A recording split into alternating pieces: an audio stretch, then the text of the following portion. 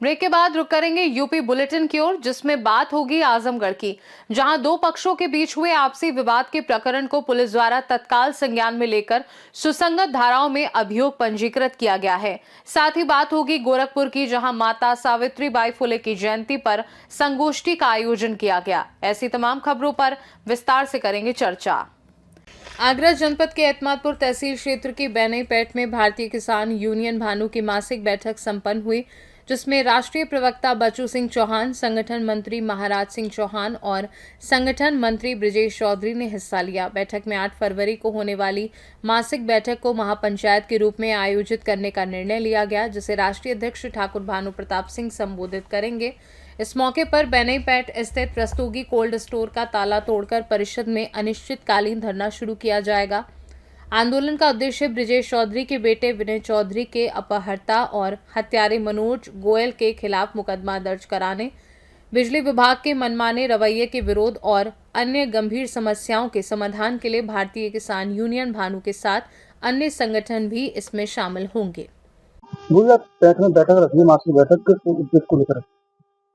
मासिक बैठक तो रूटीन में तो होती ही है, लेकिन आज इसका महत्व इसलिए है कि आज जो है हमने ये फैसला लिया है बैठक में कि ब्रजेश चौधरी मामले में जो मनोज गोयल वांछित है, उस मनोज गोयल के खिलाफ अभी तक पुलिस ने कोई कार्रवाई नहीं की है। इसके अलावा बिजली विभाग के मनमानीपन और उसके बिल्कुल गलत रवैये के कारण और एसीपी एतमादपुर के अभद्र व्यवहार और उसकी जो है गलत व्यवहारिकता के कारण हमने ये फैसला लिया है कि 8 फरवरी को महापंचायत होगी और उसके बाद समय 2 बजे या 2:30 बजे रस्तोगी कोल्ड स्टोरेज का ताला तोड़कर उसके परिसर में भारतीय किसान यूनियन का धरना शुरू कर दिया जाएगा। पहले भी पंचायत हुई थी तो अभी तक पुलिस ने कोई कार्रवाई अभी तक नहीं की और बदमाशी पर है पुलिस। विशेष रूप से एसीपी एतमादपुर के लिए मैं कहना चाहूंगा कि एसीपी एतमादपुर को पुलिस कमिश्नर आगरा तुरंत इसको यहां से हटा दें, नहीं तो स्थिति खराब हो जाएगी, टकराव हो जाएगा। एसीपी एतमादपुर बदमाश है। 8 फरवरी को होने वाली महापंचायत में अनुमानित कितनी भीड़ का आशंका है? अनुमानित कुछ नहीं कहा जा सकता। सारी सेना दौड़ जाएगी और सारी सेना जितने ज्यादा से ज्यादा आदमी कर सकेगी उतना इकट्ठा किया जाएगा। भारतीय किसान यूनियन के अलावा अन्य मोर्चों के लोग भी आएंगे? हाँ, और भी घटकों के लोग आएंगे, संगठनों के और भी लोग आएंगे, क्योंकि संयुक्त किसान मोर्चा के तत्वावधान में महापंचायत होगी। डॉक्टर साहब, आज बेनीपेट में आना हुआ है भारतीय किसान यूनियन की बैठक की, कल का आपका जन्मदिन भी है, क्या होता है? आज पंचायत थी, पंचायत में मेरा आना हुआ है और सभी लोगों के बीच में आके मैं भी आज रूबरू हुआ हूँ इस पंचायत में। और इस पंचायत के माध्यम से यहाँ पे काफी युवा मुझे बच्चों की बड़ी संख्या मिली है, तो मैंने सभी युवा साथियों को मैंने एक अनुरोध भी किया है कि आप सभी लोग इस संगठन के माध्यम से अपनी बात को रखें, परंतु आप लोग शिक्षा से वंचित ना रहें, आप शिक्षित भी बने और अपनी शिक्षा को न छोड़ें। तो कभी कभी क्या होता है, आजकल के युवा बच्चे हैं मार्ग से भटक जाते हैं, क्योंकि उनको लगता है कि आज हम किसी भी संगठन में चले जाएं, किसी भी राजनेता के पास चले जाएं, तो वो लोग अपने मार्ग से भटक ना जाएं। तो मैंने सभी लोगों से अनुरोध किया युवा बच्चों से कि आप अपने मार्ग से मत भटक जाना, क्योंकि शिक्षा एक वो शेरनी का दूध है जो पिएगा वो धाड़ेगा। और मैं सभी माता पिताओं के लिए भी कहता हूँ कि हो सके तो एक पल को एक रोटी कम खा लेना, परंतु अपने बच्चों को शिक्षित बना लेना, शिक्षित बना लेना, शिक्षित बना लेना। क्योंकि जब बच्चे जब शिक्षित नहीं होंगे तो अपने हक और अधिकार की जो कुंजी है उसका वो ताला नहीं खोल पाएंगे। और जब हमारे बच्चे शिक्षित होंगे, अपने हक और अधिकार को कह पाएंगे, अपनी बात को रख पाएंगे, अपने पक्ष को रख पाएंगे। और जब ये पढ़ेंगे लिखेंगे, आगे बढ़ेंगे, तो IAS PCS डॉक्टर इंजीनियर बनेंगे, तो अपने क्षेत्र में जाके अपनी व्यवस्थाओं को स्वयं दुरुस्त करेंगे। और कल का मेरा जन्मदिन है 5 जनवरी का, तो मैंने सभी अपने बुजुर्गों को, सभी युवा साथियों को, सभी को मैंने आमंत्रित किया है कि आप सभी लोग आए, मुझे भी अपना प्यार आशीर्वाद देकर मुझे अनुग्रहित करें। आगरा से सीनू संवाददाता विष्णु बघेल की रिपोर्ट। थाना जीयनपुर पर गौवंश चोरी की सूचना पर पुलिस द्वारा तत्काल कार्यवाही करते हुए एक पिकअप वाहन से 4 गौवंश बरामद कर सुसंगत धाराओं में अभियोग पंजीकृत किया गया है। जल्द ही अभियुक्तों की गिरफ्तारी कर उनके विरुद्ध नियमानुसार सख्त से सख्त कार्यवाही की जाएगी। इस संबंध में अपर पुलिस अधीक्षक ग्रामीण चिराग जैन ने क्या कुछ कहा, सुनिए। थाना जीयनपुर की पुलिस को कल रात्रि में पिकअप वाहन से गौवंशों को चुराने की सूचना प्राप्त हुई थी। इस पर थाना जीयनपुर की पुलिस द्वारा मौके पर पहुंचकर उसको पकड़ने का प्रयास किया गया, जिसमें पिकअप छोड़कर अपराधी भाग गए और पुलिस द्वारा उस पिकअप वाहन से 4 गौवंशों को सक्सेसफुली रेस्क्यू कर लिया गया है। अपराधियों को चिन्हित करके उनके विरुद्ध सख्त से सख्त कार्रवाई आगे की जाएगी। मुकदमा दर्ज कर लिया गया है। आगे गैंगस्टर एक्ट के अंतर्गत भी सख्त कार्रवाई की जाएगी। आजमगढ़ से सी न्यूज संवाददाता सीवी भास्कर की रिपोर्ट। थाना रौनापाड़ क्षेत्र अंतर्गत 2 पक्षों के बीच हुए आपसी विवाद के प्रकरण को पुलिस द्वारा तत्काल संज्ञान में लेकर सुसंगत धाराओं में अभियोग पंजीकृत किया गया। अन्य अग्रिम विधिक कार्यवाही की जा रही है, जिसके संबंध में अपर पुलिस अधीक्षक ग्रामीण चिराग जैन ने क्या कुछ जानकारी दी है, सुनिए। थाना रौनापाड़ के अंतर्गत 2 पक्षों में राजू यादव और विनोद यादव में आपसी विवाद हुआ, जिसमें मौके पर जब पुलिस पहुंची तो यह जानकारी मिली कि राजू यादव ने अपने घर पर एक पालतू कुत्ता डॉग पाला हुआ है, जो वर्तमान में काफी लोगों पर अटैक भी कर चुका है पूर्व में। और इसी क्रम में जब विनोद 2 तारीख को उस रास्ते जा रहे थे तो उनकी पालतू कुत्ते ने उन पर अटैक करने का प्रयास किया, जिस पर विनोद यादव ने एक पत्थर मारा, जिससे राजू यादव की लड़की घायल हो गई। हालांकि विनोद यादव ने पुरानी रंजिश की संबंध में तहरीर दी है, जिस पर तहरीर के अनुसार मुकदमा दर्ज कर लिया गया है। विवेचना में सभी साक्ष्य संकलन का प्रयास किया जा रहा है। स्वतंत्र गवाहों का एवं वहां के आसपास के लोगों से पूछताछ की जा रही है। जो भी सही तथ्य होंगे उनके आधार पर अग्रिम विवेचना की जाए। आजमगढ़ से सी न्यूज संवाददाता सीबी भास्कर की रिपोर्ट। बांदा में थाना कोतवाली नगर और एसओजी की संयुक्त टीम ने नकली भारतीय मुद्रा बनाने और उसे बाजार में खपाने वाले अंतर जनपदीय संगठित गिरोह का भांडाफोड़ किया। पुलिस ने 2 आरोपियों राजाराम और राहुल सिंह को गिरफ्तार कर उनके कब्जे से 1,12,500 रुपए मूल्य के 225 नकली 500 note, printer, ink, PVC sheet और अन्य जाली नोट बनाने की सामग्री बरामद की। आरोपियों ने बताया कि वे असली नोटों की नकल कर सुनियोजित तरीके से बाजार में चलाने की योजना बना रहे थे। मामले में बीएनएस के तहत मुकदमा दर्ज कर जांच शुरू कर दी गई है, जबकि टीम ने गिरोह के अन्य सहयोगियों और नेटवर्क की भी पड़ताल शुरू कर दी है। जनपद बांदा के थाना कोतवाली नगर क्षेत्र में एक सूचना प्राप्त हुई कि एक व्यक्ति द्वारा नकली नोटों का प्रयोग किया जा रहा है मार्केट में। सूचना के मिलते ही थाना कोतवाली नगर की पुलिस ने उस व्यक्ति को अपनी गिरफ्त में लिया और उससे पूछताछ की। पूछताछ के दौरान ऐसे तथ्य प्रकाश में आए कि 4 व्यक्तियों द्वारा अपने घर में नकली नोट प्रिंट किए जा रहे हैं। थाना कोतवाली नगर और एसओजी की संयुक्त टीम्स ने इस मामले में 2 अभियुक्तों को अरेस्ट किया है और उनसे पूछताछ से काफ़ी बातें सामने आई और उसके आधार पर बरामदगी भी की गई। उन अभियुक्तों के घर से 1,12,500 रुपये नकली इंडियन करेंसी के बरामद किए गए और साथ ही मौके से प्रिंटर, स्कैनर, इंक, डाई इत्यादि जिसका प्रयोग वो करते थे नकली करेंसी को प्रिंट करने में, उनकी भी बरामदगी की गई है। अन्य 2 अभियुक्तों को अरेस्ट करने के लिए भी टीम गठित कर ली गई है और एफआईआर भी इस मामले में पंजीकृत कर दी गई है। 2 अभियुक्त जिनको अरेस्ट कर लिया गया है उन्हें माननीय न्यायालय के समक्ष प्रस्तुत किया जा रहा है और अन्य विधिक कार्रवाई इसमें प्रचलित है। इस मामले में बैकवर्ड और फॉरवर्ड लिंकेजेस के बारे में पता करने की भी कोशिश की जा रही है ताकि इस पूरे गिरोह को जल्द ही प्रकाश में लाया जाए और इसमें बांदा से सी न्यूज संवाददाता कासिद अली सिद्दीकी की रिपोर्ट। बरेली स्टेडियम में पार्थ गौतम फाउंडेशन द्वारा लगभग 2000 लोगों को कंबल वितरित किए गए। मेयर उमेश गौतम के पुत्र पार्थ गौतम ने टोपी और कंबल बांटकर महिलाओं का स्वागत किया। फाउंडेशन पहले से ही गर्मी में ठंडा जल वितरण के लिए सक्रिय है और अब ठंड में गरीबों के लिए कंबल वितरण का कार्यक्रम आयोजित किया गया। मेयर उमेश गौतम ने कहा कि कभी किसी गरीब को मेरी जरूरत पड़ी तो मैं आधी रात भी तैयार हूं और किसी भी सरकारी योजना का लाभ नहीं मिलने पर मैं दिलाऊंगा। इस वितरण से गरीब जनता के चेहरे खिल उठे।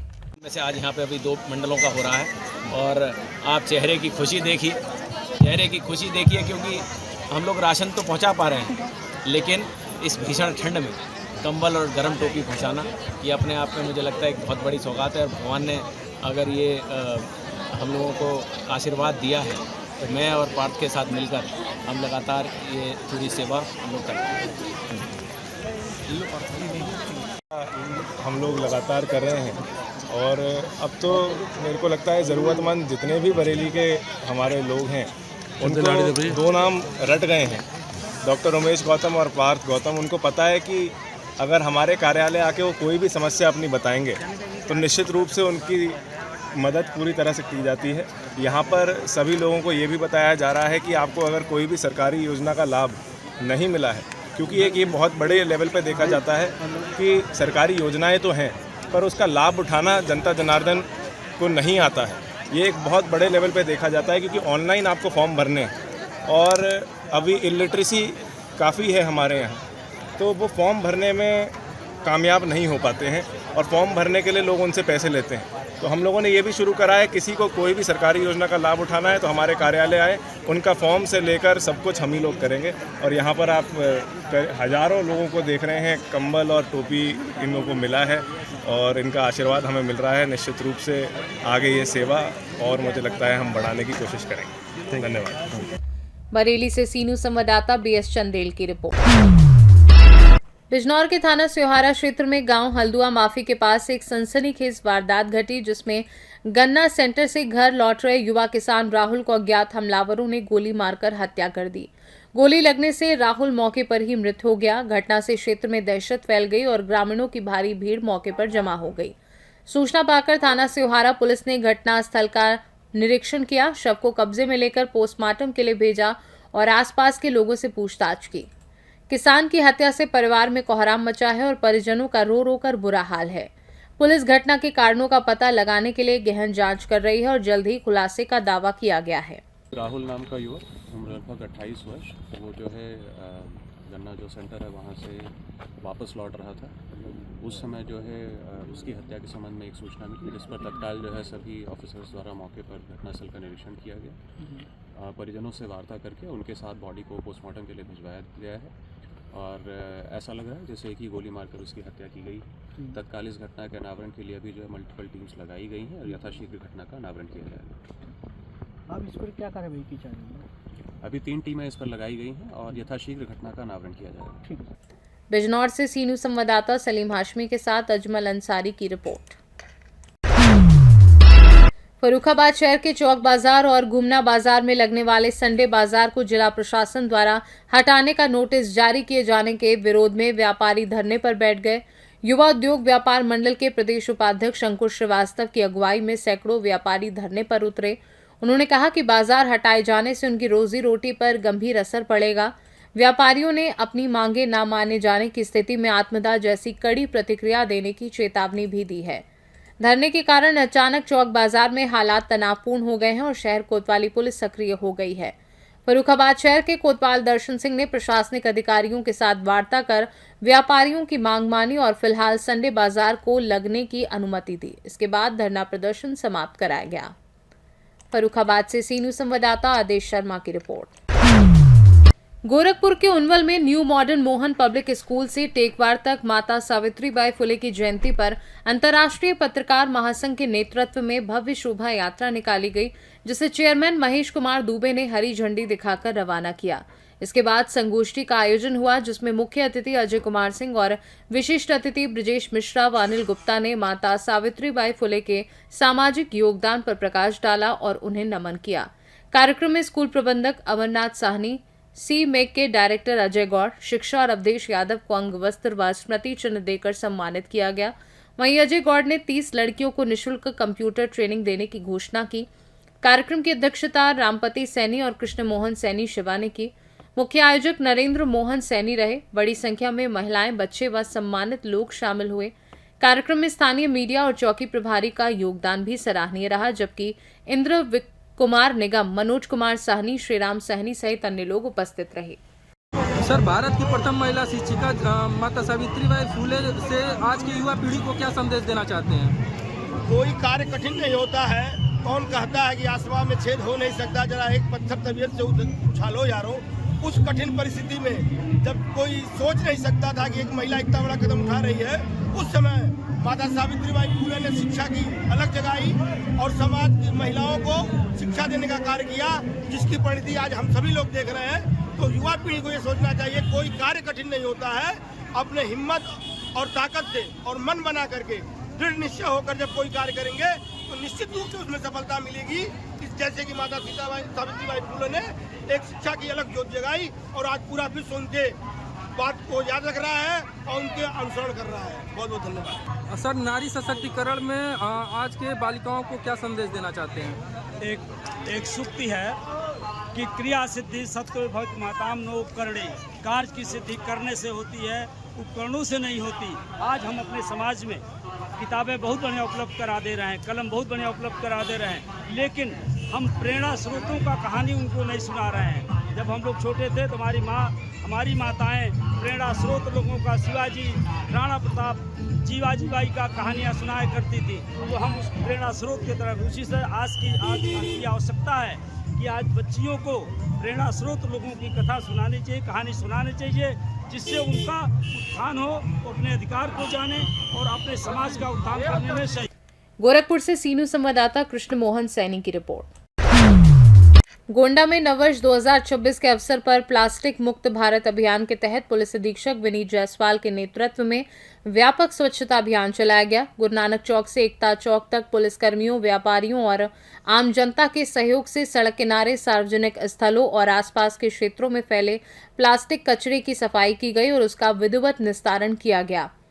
पुलिस अधीक्षक ने नागरिकों और व्यापारियों से अपील की कि प्लास्टिक का प्रयोग न करें, डस्टबिन का उपयोग करें और स्वच्छता बनाए रखें।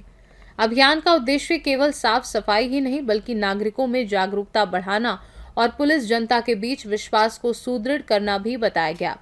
सभी थाना क्षेत्रों में इस तरह के अभियान जारी रहेंगे जिससे स्वच्छ भारत और प्लास्टिक मुक्त भारत का संदेश फैल सके। आज दिनांक 4 जनवरी की सुबह जनपद गोंडा के सभी थाना क्षेत्रों में जो संबंधित थाना प्रभारी है और जो हमारे क्षेत्राधिकारी है और सिटी में, नगर में सीओ सिटी, एडिशनल एसपी और स्वयं मेरे द्वारा जनता के सहयोग से, व्यापार मंडल के सहयोग से स्वच्छता अभियान चलाया गया है, जिसमें सभी पुलिस कर्मियों ने और जो हमारे समाज के सम्रांत समाज सेवी व्यक्ति हैं, व्यापार मंडल के लोग हैं, इनके द्वारा श्रमदान किया गया है और जो मार्केट में घूम घूम कर जो प्लास्टिक पड़ा है उसको साफ करने का कार्य किया गया है। साथ ही साथ जो स्थानीय व्यापारी हैं उनसे भी संवाद स्थापित कर उनको प्लास्टिक न यूज करने की हिदायत दी गई है तथा सभी को अनुरोध किया गया है कि अपने आसपास स्वच्छता रखें, डस्टबिन का प्रयोग करें और नगर पालिकाएं की जो भी कूड़ा वाली व्यवस्था है साफ सफाई की, उसमें अपना सहयोग करें। इस प्रकार इस नए वर्ष की शुरुआत पर ये सबको एक संदेश देने का प्रयास किया गया है गोंडा पुलिस द्वारा कि स्वच्छता जो है वो एक काफी प्राथमिकता की चीज है, उसको हमें नजरअंदाज नहीं करना चाहिए और हम अपना कूड़ा स्वयं साफ नहीं करेंगे तो जरूरी नहीं कि कोई अन्य साफ करने आए। इसी गोंडा से सीनू संवाददाता मुजीब आलम की रिपोर्ट। कन्नौज में सपा प्रदेश अध्यक्ष श्यामलाल पाल की बाबा बागेश्वर पर विवादित टिप्पणी के विरोध में हिंदू संगठनों ने आक्रोश जताया। शनिवार को सदर के अजयपाल चौराहे पर हिंदू रक्षक दल और योगी सेना ने श्यामलाल पाल का पुतला फूंका और जूतों से पीटकर विरोध दर्ज कराया। संगठनों ने चेतावनी दी है कि अगर सपा अध्यक्ष कन्नौज आएंगे तो उन्हें जूतों की माला पहनाई जाएगी। नाम है आपका? हमारा नाम है छोटू तिवारी। छोटू, किस तरह का ये विरोध प्रदर्शन? ये विरोध प्रदर्शन है, ये 2 दिन पहले हमारे यहाँ कन्नौज में सपा की एक हैं श्यामलाल पाल, इन्होंने बागेश्वर धाम के ऊपर अवैध टिप्पणी की है। आज इनका जूतों की माला पहनाकर बहुत विरोध प्रदर्शन किया गया है। हम लोग विश्व हिंदू दल और हिंदू रक्षा दल के सभी पदाधिकारी सदस्यगण यहाँ आए हुए हैं और विरोध प्रदर्शन कर रहे हैं। अगर अब की बार ये कन्नौज आए तो इनको जूतों की माला पहनाई जाएगी और अगर सनातन के बारे में कोई भी गलत कहेगा तो उसका आगे आने वाला हज़्म सब सनातन हिंदू एकता के सभी सदस्य बताएंगे। आज क्या कार्यक्रम किया? आज यही कार्यक्रम था इनका पुतला दहन और कल सभी लोग पवन पांडे जी के साथ में जाकर, अजीत भैया के साथ में जाकर और सभी लोग जाकर ज्ञापन देंगे इनकी। कन्नौज से सीनू संवाददाता सीबू सैनी की रिपोर्ट। यूपी बुलेटिन में फिलहाल के लिए इतना ही। बने रहिए सी न्यूज़ भारत के साथ। हर खबर आपके साथ, आपके हाथ।